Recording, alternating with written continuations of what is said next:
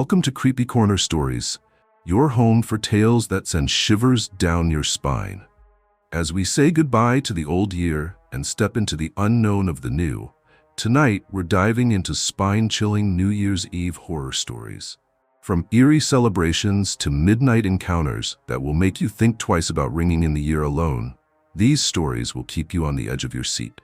So grab a blanket, turn off the lights, and prepare to step into the darkness with us. Remember, every ending is also a beginning, but not all beginnings are happy. Let's begin. Story: The Midnight Countdown. New Year's Eve was supposed to be magical, a night of laughter, champagne, and resolutions. For 6 friends, it was all that, until it wasn't. Claire, Dylan, Marcy, Trent, Lisa, and Brandon gathered at the old Blackwood Manor, an eerie but beautiful estate that Claire's family had recently inherited. It was a last-minute idea, sparked by Claire's eagerness to do something different that year. "It's just a house," Claire had said, brushing off the rumors. "People love to gossip about haunted mansions. Besides, it's gorgeous. Perfect for a party." By 11 p.m., the group was nestled in the grand living room. A fire crackled in the stone hearth, and the ornate grandfather clock, a centerpiece of the room, stood tall, its pendulum swinging in hypnotic rhythm. Despite the manor's unsettling history, everyone was in high spirits, toasting with champagne and joking about their resolutions. Then the clock struck 11:30. A deafening chime echoed through the room. The lights flickered and the fire dimmed, plunging the space into an otherworldly glow. "What was that?" Marcy asked, her voice trembling. "Just an old clock," Trent said, though he sounded less confident than usual. "It's probably out of sync." But something was wrong. The clock hands began to move, not forward, but backward. The friends watched in stunned silence as the hour hand slid from 11:30 to 11:29, then 11:28. "Is it broken?" Brandon asked, stepping closer to inspect it. "Don't touch it," Claire said sharply. "This clock has been here for centuries. My grandmother told me it's part of the house, like literally built into it. Let's just ignore it and enjoy the night." But ignoring the clock proved impossible.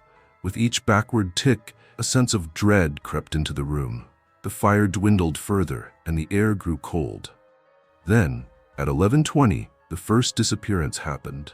Marcy was in the middle of pouring herself another drink when she let out a sudden gasp. Her glass fell to the floor, shattering as she clutched her throat. "Marcy!" Dylan shouted, rushing to her. But it was too late. In the blink of an eye, she was gone. One moment she was there, her terrified eyes meeting Dylan's, and the next, she vanished as if she had never been there at all. "What the hell just happened?" Lisa screamed, backing away from the spot where Marcy had stood. "This isn't real," Trent muttered, pacing frantically. "It's some kind of prank, right? Claire, tell me this is a joke." But Claire was frozen, her face pale. I don't know. I swear I don't know." Brandon grabbed a flashlight and stormed toward the clock. "If this thing is behind it, I'll smash it to pieces." As soon as he touched the clock, the pendulum stopped. The silence was suffocating. Then, with an ear-splitting creak, the hand spun rapidly backward. The clock struck 11:10 and another chime rang out. This time, Trent clutched his chest and let out a strangled cry. "Help me!" he shouted, but before anyone could move, he, too, vanished into thin air. Panic erupted. Lisa was sobbing, Dylan was yelling incoherently, and Claire was frantically flipping through an old ledger she had found on the bookshelf. "What are you doing?" Brandon demanded, his flashlight beam shaking as he pointed it at her. "There has to be something about the clock in here," Claire said, her hands trembling. "My grandmother, she always said the house had rules. Maybe there's something we can do." At 11:05, Lisa disappeared. One moment she was crying in Dylan's arms, and the next he was clutching empty air. "We're all going to die," Dylan whispered, sinking to the floor. "No," Claire said, slamming the ledger shut. "There's a way to stop it. The clock is tied to the house, and the house is tied to us. It's feeding off us somehow, but if we can stop the clock before midnight, we might break the cycle." "How?" Brandon asked, his voice shaking. "We have to destroy it," Claire said. "You said not to touch it." Brandon shot back.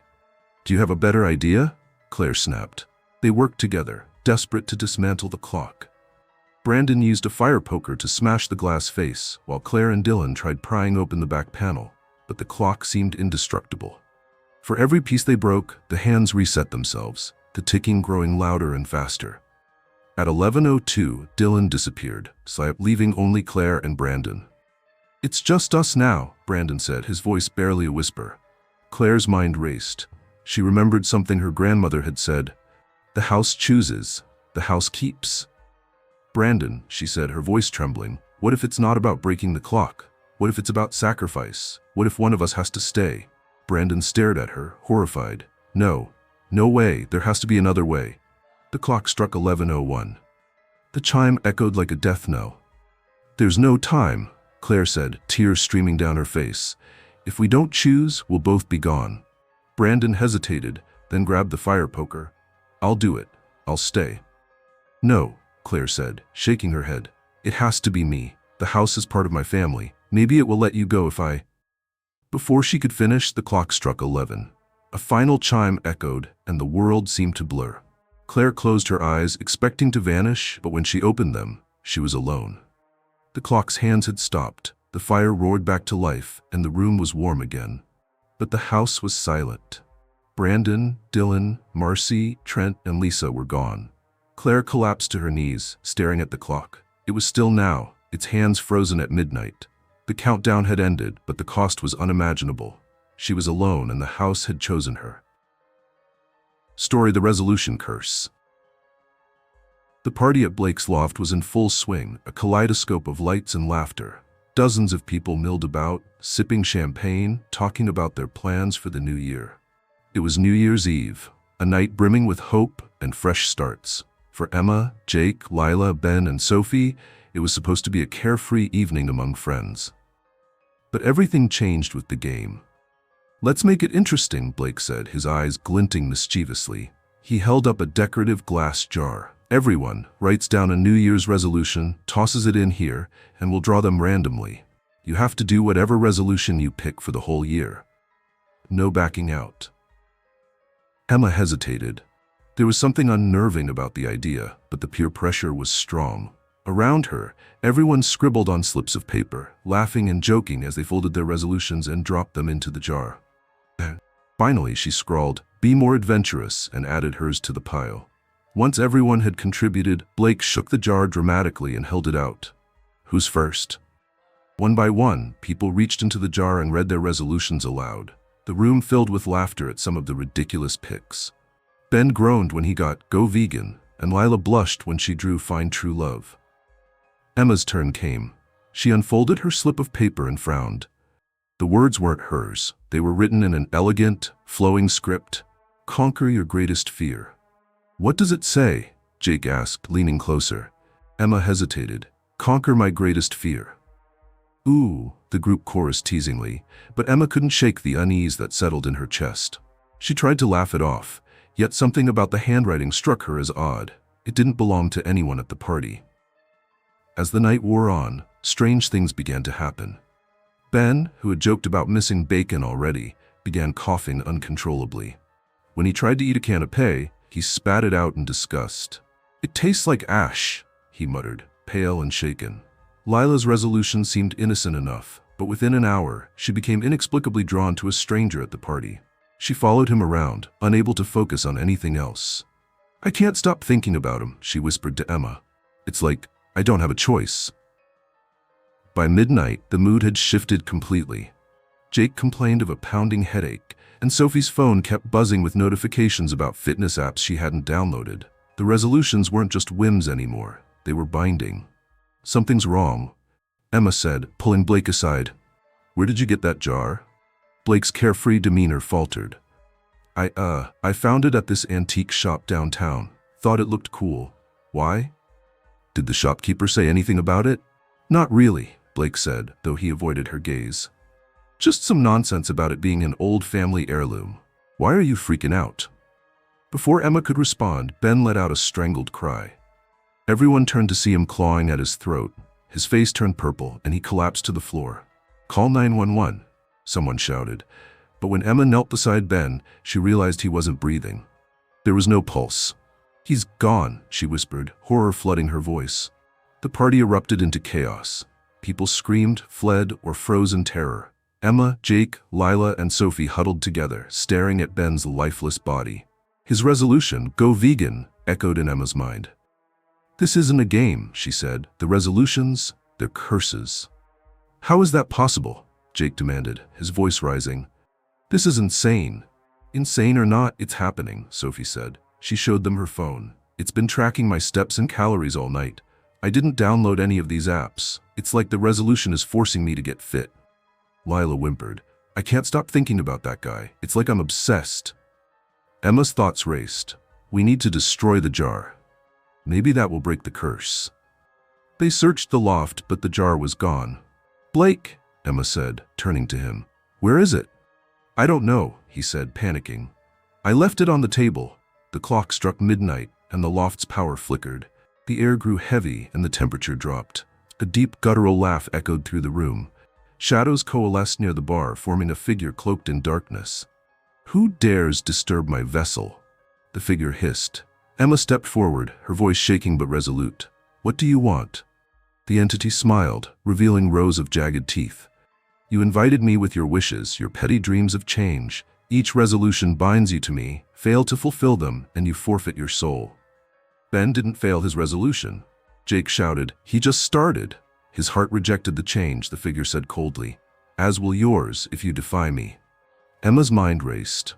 How do we end this? The figure's eyes glinted. You cannot. You wished for a fresh start, and I delivered. Now, you must obey. As the figure dissolved into smoke, the group realized they were trapped.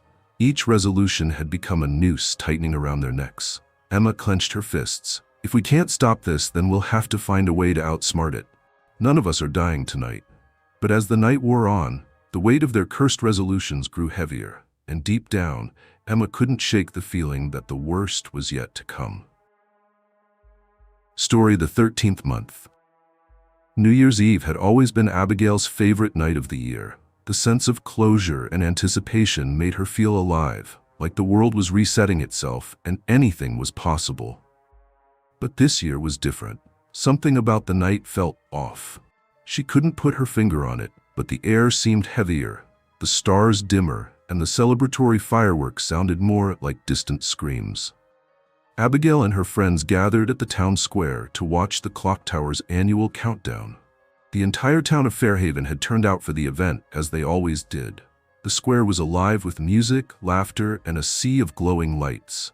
As the clock struck 11:59, the crowd chanted in unison, 10, 9, 8. Abigail joined in, her voice blending with the chorus of joy. But as the final seconds approached, the clock hands began to slow. By the time the crowd reached 3, the hands stopped altogether. Confused murmurs rippled through the square. Is it stuck? Someone asked. Just a glitch, another replied, though they sounded uncertain. Before anyone could react, the hands of the clock jerked backward and began to spin wildly. The sound of grinding gears filled the air, and the fireworks fell silent. The townspeople stared in shock as the hands stopped abruptly at a time no one expected. 12:01. The clock tolled 13 times. The sound was deafening, reverberating through the square like a warning bell. Abigail's heart pounded in her chest. She grabbed her best friend, Daniel, who looked just as alarmed. What's going on? Abigail whispered. Daniel shook his head. I don't know, but something isn't right. The crowd grew restless as people checked their phones, only to find that the date had changed. Not to January 1st, but to a day that didn't exist. Month 13, Day 1. Abigail's phone screen blinked. 13:01 glared back at her, mocking the natural order of things. Is this some kind of joke? Daniel asked, staring at his own phone. It's not funny if it is, Abigail replied, her voice shaking. Around them, the town's festive decorations flickered ominously. The colorful lights dimmed to a sickly yellow, and the music warped, shifting into discordant notes that set Abigail's teeth on edge. The air grew colder, and a dense fog began to seep into the square. Then the screaming began. A man near the clock tower clutched his head, crying out as his body crumpled to the ground.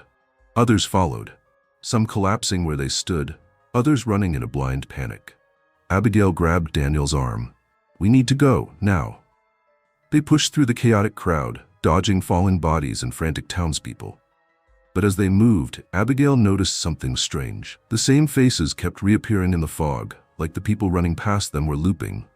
A woman with a bright red scarf sprinted by 3 times, each time more frantic and disheveled than the last. "What is this?" Abigail gasped. "It's like we're trapped." Daniel pointed to the edge of the square. "There," he shouted. "The alley." They ran toward the narrow street, but the fog seemed alive, reaching out with tendrils that wrapped around their legs and pulled at their clothes. Abigail stumbled, but managed to pull free, dragging Daniel with her.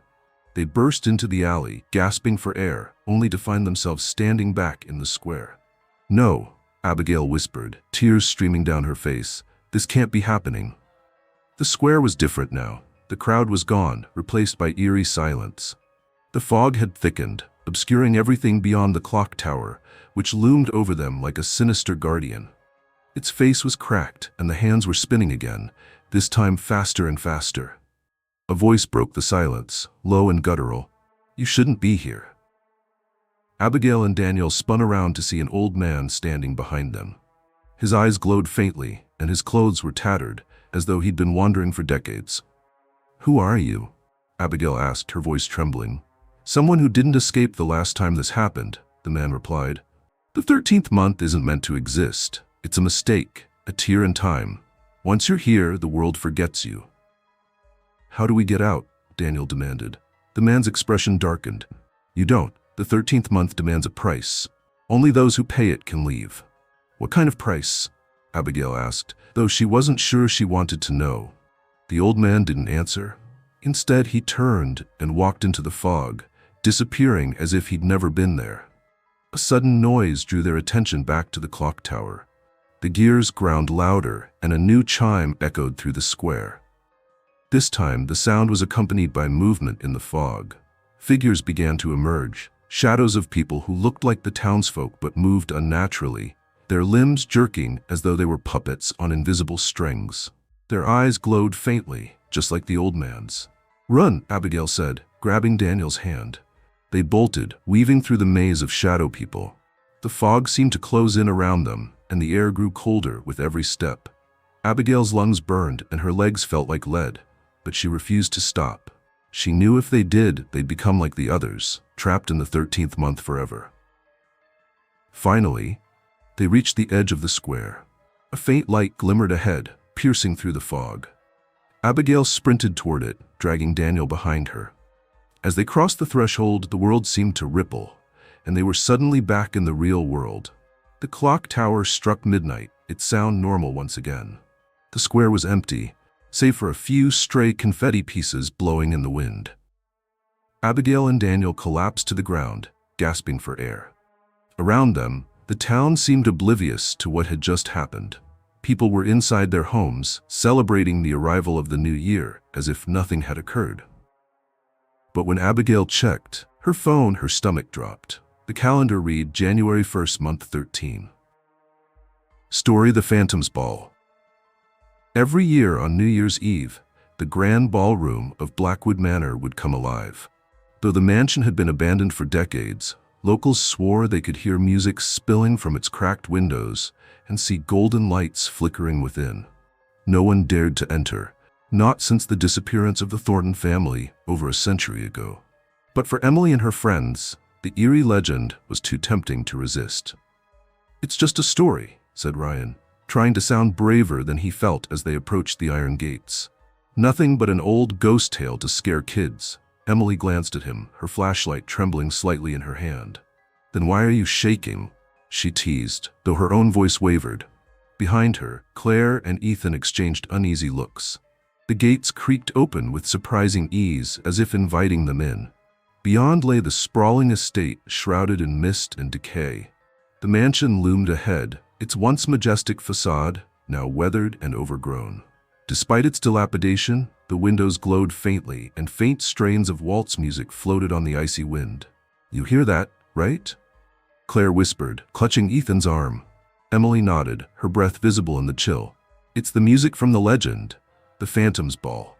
If we find a 100-year-old gramophone, I'm leaving," Ethan muttered. The group stepped onto the cracked stone steps, pushing open the double doors.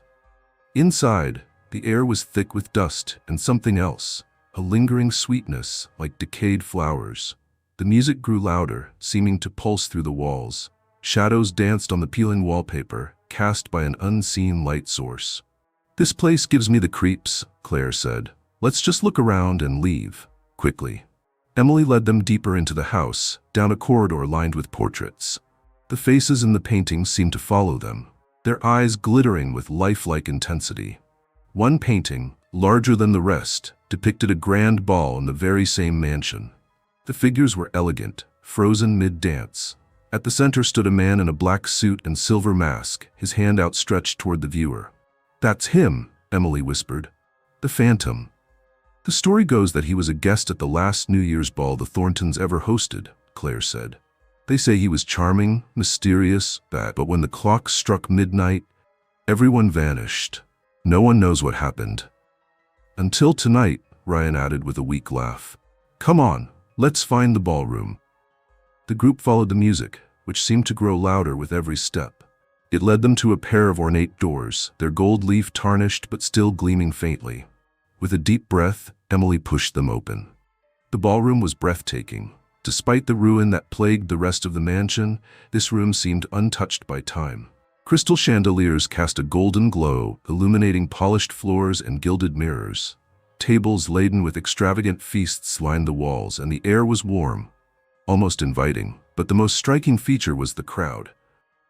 Hundreds of figures filled the room, dressed in opulent gowns and tailored suits. They danced gracefully to the haunting waltz, their movements synchronized and eerily perfect. Their faces were obscured by ornate masks, each one more elaborate than the last. "This isn't possible," Ethan whispered. "It's like they're alive." As if on cue, the dancers stopped and turned toward the newcomers. The music faltered but did not stop. The air grew heavy with their gaze, and for a moment, no one moved. Then a figure stepped forward from the crowd. The man in the silver mask. His eyes glinted behind the metallic facade as he bowed deeply. "Welcome, honored guests," he said, his voice smooth and resonant. "We've been expecting you." Emily's throat tightened. "Who are you?" she managed to ask. The man straightened, his mask catching the light. "I am but a humble host, ensuring the ball continues. And you? You are our special guests this year." The crowd parted, revealing 4 empty chairs at a grand table. The implication was clear. "We should go," Claire whispered, backing toward the door. "But we just arrived," the Phantom said, his tone still polite but carrying an edge. "Surely you won't leave before midnight?" "We're leaving now," Ryan said firmly, grabbing Emily's arm. The Phantom's smile didn't waver. "As you wish. But beware, once you've entered the ball, leaving comes at a cost." Ignoring him, the group bolted for the door. The music swelled, discordant and frantic, as the dancers began to move again, faster and more erratic. The once inviting warmth of the room turned suffocatingly hot. Shadows stretched and twisted, reaching for them. They burst into the corridor, slamming the doors behind them. The music muffled but didn't stop. They ran blindly, turning corners and stumbling through the dark until they found the front door. Pushing it open, they spilled out into the cold night air. "Keep going," Emily shouted, dragging Claire with her. They didn't stop until they were beyond the gates, gasping for breath. Only then did they look back. The mansion was dark and silent, its windows empty. The music was gone. "What the hell just happened?" Ryan asked, his voice shaking. Emily opened her mouth to answer but froze. In her hand was an ornate mask, its silver surface glinting under the moonlight. She hadn't taken it. She hadn't even touched anything in the ballroom. As the clock in the town square struck midnight, the mask grew cold in her hand. A faint whisper carried on the wind. "The ball never ends." And that concludes tonight's chilling tales here at Creepy Corner Stories. As the clock strikes 12, remember, not all endings are happy, and not all beginnings are bright. If you enjoyed tonight's journey into the eerie and unknown, don't forget to like, subscribe, and hit that bell icon so you never miss a story. Share these tales with someone brave enough to listen or foolish enough to ignore the warnings. Until next time, stay safe, stay curious, and remember, the darkest corners often hide the most haunting secrets. Happy New Year and sweet dreams if you can sleep.